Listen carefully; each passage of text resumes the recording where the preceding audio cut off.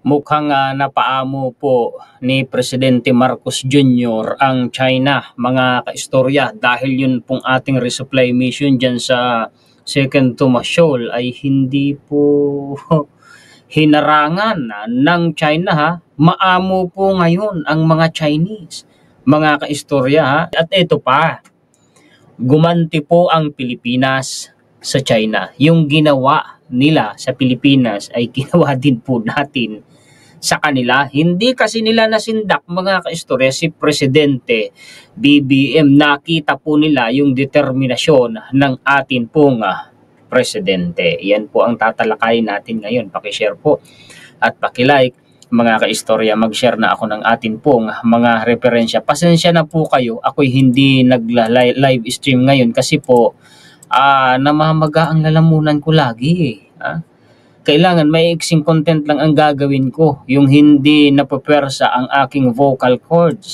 Ito po, palakihin ko, mga kaistorya. Ang sabi po, Chinese and Philippine forces again avoid a clash in a firstly disputed shoal under a rare deal. Yan yung sinasabi ko sa inyo sa intro natin kanina, mga kaistorya. Maging si China, umiiwas po, mga kaistorya, na magkaroon ng clash. Aba, ay kakaiba ang usapin na ito Basahin nga natin. The Philippine Navy transported food and other supplies to a territorial ship outpost in a shoal in the South China Sea without any confrontation with Chinese forces guarding the disputed area, official said Friday. Yung mga Chinese, nandoon yan.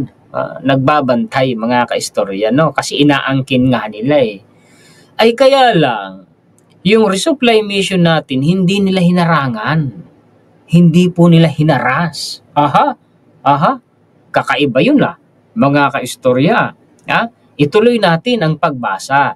The Philippine delivery of supplies and military personnel on Thursday to the Second Thomas Shoal was the third such trip that did not lead to any confrontation since July, when both sides signed a rare deal to stop an alarming spike in violent confrontation. Yun nga yung may deal umano. Yan yung sinasabi ko sa inyo. Itong mga balitang ito, yan ang katunayan na ang China, hindi yan manggigiyera. Takot yan. Kasi kung manggigiyera yan, mga kaistorya, hindi na po yan papayag sa isang deal na ganyan, naiiwasan ang clash. Oo, mga kaistorya. Kung talagang gigira yung mga ito, total nandyan na sila, di ba? Ba't di pa nila umpisahan? Di ba? May mga kasi, actually, mga vloggers din naman ang nakikita kung gumagawa ng mga content Pinopromote ang China, nakala mo pagkalakas-lakas, pinapahina, mga kaistorya, ang loob ng mga Pilipino. Abay tayo hindi ganun dito sa channel po natin. Tuloy. The Armed Forces of the Philippines continues to uphold its mandate of safeguarding Philippine sovereignty and ensuring the welfare of its stationed personnel in the West Philippine Sea. Military spokesperson Colonel Cerces Trinidad said, using the Philippine name for the South China Sea. Yan yung katibayan din na fake news ang pinagsasasabi nitong mga vloggers na mga maka-China na ang West Philippine Sea daw ay iniwanan na natin, hindi na raw po tayo doon makapasok. Diba? Ito ang katibayan, Armed Forces po natin mismo ang may sabi. Ito pa nga There were no untoward incidents during the mission. Walang nangyaring clash, walang panghaharas, walang panghaharang ang China, walang pambubuntot, walang nangyaring anumang hindi maganda. Ang balita na ito ay latest, mga kaistorya. Kahapon lang po yan. Ayan, tuloy, meron pa kasi sa babae. Basahin nga natin. The deal, which has not been made public, outlines a temporary arrangement that lets the Philippines transport supplies and fresh batches of Filipino forces to Manila ship outpost without clashing with China's Coast Guard, Navy, and suspected militia ships guarding the shoal. Pumayag ang China, mga kaistorya. Kung kanila talaga yan, gaya ng kanilang pinangangalandakan, bakit sila pumapayag? Di ba, mga kaistorya? Neither side conceded its territorial claims under the deal, which only applies to the second Thomas Shoal, according to Philippine officials. The agreement was reached after China agreed to drop a demand for the Philippines to notify China in advance of any trip to the shoal for Chinese forces to board Philippine supply vessels for inspection, to Philippine officials told us, so on and so forth. Mga ka-istorya, ayan na.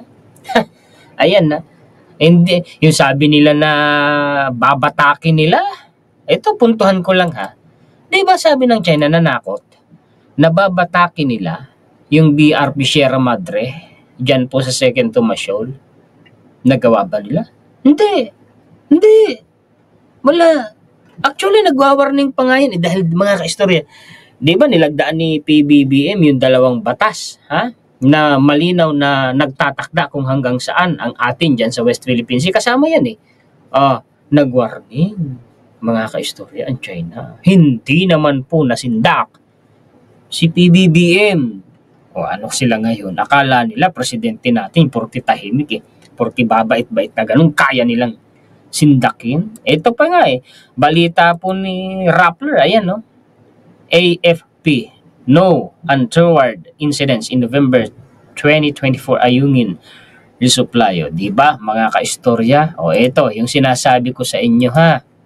Na nag-warning. Tingnan nga natin. Basahin nga natin mga ka-istorya. China, mahigpit na binalaan ang PH laban sa umano'y paglabag at provokasyon sa disputed water. Pilipinas talagang nagpo-provoke. Tayo talagang lumalabag. Sa sarili namin bakuran. Nag-issue ng mahigpit na babala ang China sa Pilipinas, nagaganti ito laban sa umunoy paglabag at provokasyon sa disputed waters. Ayon kay Chinese Foreign Ministry spokesperson Lin Jian, hindi umano ma-escalate muli ang maritime situation sa naturang karagatan kung hindi nilalabag at nagpo-provoke ang Pilipinas. Ginawa ng Chinese official ang pahayag matapos akusahan ni Department of National Defense Secretary Gilberto Chidoro ang China ng pagpapatas ng pressure o demand sa Pilipinas para isuko ng bansa ang sovereign rights nito sa disputed waters. Nakuha ninyo yung punto ni Secretary Gibo, mga ka-istorya. Nang po-provoke ang China, pinoprovoke nila tayo. Sinasadya nilang galitin tayo, mga ka-istorya. Pinipressure nila tayo. Nandyan yung kasama yung mga pananakot at mga black propaganda kahit sa social media. Para ano? Para pagka nasubrahan na tense, no? Na pressure na ng sobra ang Pilipinas, isusuko na lang natin sa kanila yung West Philippines. Malabo, hindi ganun ang layunin ng administrasyon ngayon, mga ka-istorya. Tinupad ni Presidente BBM yung pangako niya na hindi siya papayag kahit isang pulgada kwadrado man lang ng teritoryo natin ay isusuko natin sa ibang bansa na kagaya ng China. Lumagda pa nga siya, gumawa pa nga siya ng isang batas na nagtatakda kung hanggang saan ang atin sa paligid na karagatan ng Pilipinas. Ganyan ang presidente, mga ka-istorya. Sinabi din ng kalihim na biktima ang Pilipinas mula sa agresyon ng China. Totoo yun. Di nila nasisindak kahit ang Department of National Defense. Hindi. Ginawa ng DND chief ang pahayag matapos ang kanyang pakikipagpulong sa kanyang Australian counterpart sa Canberra. Ayun. Una na rin tinutulan ng NSC ang pagtatalaga ng China ng baselines at inakusan ang China na paglabag sa soberanya ng bansa. Ito yung totoo. Ngayon, nasindak ba si Presidente? Natakot ba nila ang gobyerno natin? Kalukuhan, mga ka-istorya. Tingnan niyo balita. Marcos won't blink amid China's protest on new laws asserting rights in WPS. Kumontra ang China dun sa batas na ginawa ni PBBM. Ano yung ibig sabihin ng Philippines won't blink? Wala, di nila masisindak, mga ka-istorya. President Ferdinand Marcos Jr. said Thursday the Philippines will continue to defend its sovereign rights in the West Philippine Sea amid China's protest to new laws or to giving more teeth to Manila's claims to the resource-rich area. Anong sabi ni PBBM, mga ka-istorya? Ipagpapatuloy ng Pilipinas ang ginagawa nitong pagtatanggol sa ating sovereign rights dyan sa West Philippine Sea kahit pa ang China ay kumontra dun sa bagong batas na ginawa ni PBBM na nagbibigay nagbibigay ng mas matapang, malakas na claim natin dyan sa resource-rich area na yan. Bakit? Yung resources, yung mga likas na yaman dyan, kasama na dyan yung mayamang deposito ng natural na langis, mga kaistorya, at gas. No? Binigyan umano ng mas malakas na ngipin. Yung claim natin sa pamamagitan ng batas na ginawa ni PBBM. Yan ang presidente. Marcos was referring to the Philippine Maritime Zone Act and Philippine Archipelagic Sea Lanes Act, which is signed on November 8. Totoo yan, ginawan ko ng content yan. Beijing has summoned so on and so forth. Yun nga yun, mga kaistorya kahit kumontra sila, mga kaistorya, ang sabi po ni PBBM, there is no change there because our position remains the same. Wala ikang magbabago. Atin pa rin yan. Kahit pa kumontra ang China. Tatag ng presidente natin. Ito pa, Philippine unfazed as China protests new maritime laws. Totoo, diba? Sabi ko sa inyo, hindi nila masisindak ang presidente natin President Ferdinand R. Marcos Jr. said Thursday the Philippines remains firm in its position on the West Philippine Sea, even China objected to the passage of the new maritime and archipelagic sea lane laws. In a media interview, Marcos said nothing changes in the government's policies even after China summoned the Philippine ambassador to protest the signing of the new laws. Ang sabi nila, that we do not agree and you will. That they will continue to protect what they define as their sovereign territory. Of course, we do not agree with their definition of sovereign territory. Wala. Talagang hindi pumapayag si PBBM. Nakamkamin ng China yan, mga kaistorya. Kaya nga niya ginawa yung bagong batas na yan Ngayon, ang ginawa po mga kaistorya ng Pilipinas, como diba pinatawag nila yung ambassador natin sa China dahil sa pagkontra nila sa bagong batas na ito na ginawa ni PBBM. Gumante ang Pilipinas. Ayan po yun Manila summons Chinese envoy over Beijing's Scarborough Shoal baselines. Diba, mga kaistorya? Sabi mga kaistorya. The said baselines have no legal basis and are binding on the Philippines, says the Department of Foreign Affairs. Ang balita na ito ay November 13, 2024. Basahin natin sa baba. The Department of Foreign Affairs said on Wednesday, November 13, that it summoned Chinese Ambassador Wang Xilian to protest China's newly released baselines around Bajo de Masinloc or Scarborough Shoal. The department summoned Chinese Ambassador Wang Xilian earlier today to deliver the Philippine protest over. Yun na, gumanti ang Pilipinas. Kaistorya. Yung ginawa na yan ng China, mga kaistorya, yung bagong release nila na baseline nila, dyan sa Scarborough Shoal, labag naman yan. Sa United Nations, sa UNCLOS, mga kaistorya, tayo, may legal tayong binabasihan. Imahinasyon lang yan ng China, nakakahiya sila. Eto pa, mga kaistorya, magandang balita ito AFP closes successful 2024 joint exercises. Diyan po sa joint exercises na yun, yung dagit pa na yun, mga kaistorya, magkakasama dyan yung Navy, yung Air Force natin, lahat sila magkakasama dyan, mga kaistorya. Diyan nga sa exercise na yan, mga kaistorya, nag-ensayo sila, nagsanay sila kung paano bawiin ang isang isla na kinamkam ng China. At dyan din ay kasabay na nag-ensayo sila para po sa pagtatanggol at pagbabantay sa atin pong teritoryo in case of invasion. Kung di ako nagkakamali, ginawan ko nga yan ang content, mga kaistorya. Ito pa po, dagdag na balita. Nag-post si Enrile dahil nakita niya na ang isang konkretong tulay nasira winasak ng isang bagyo. Pambihira nga naman yan.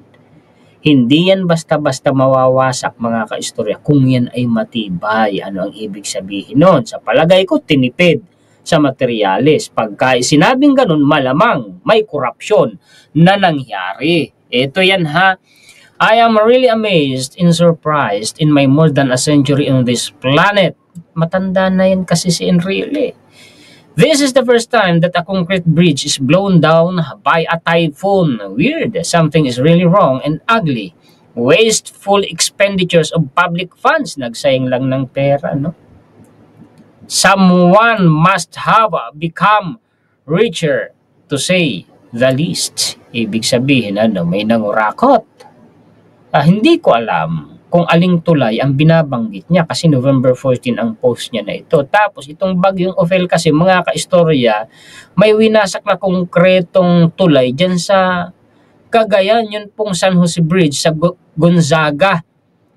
Ayan, San Jose Bridge in Gonzaga, Cagayan collapsed from a strong current of mountain river flowing downstream in the aftermath of Typhoon Ophel on Wednesday, November 14.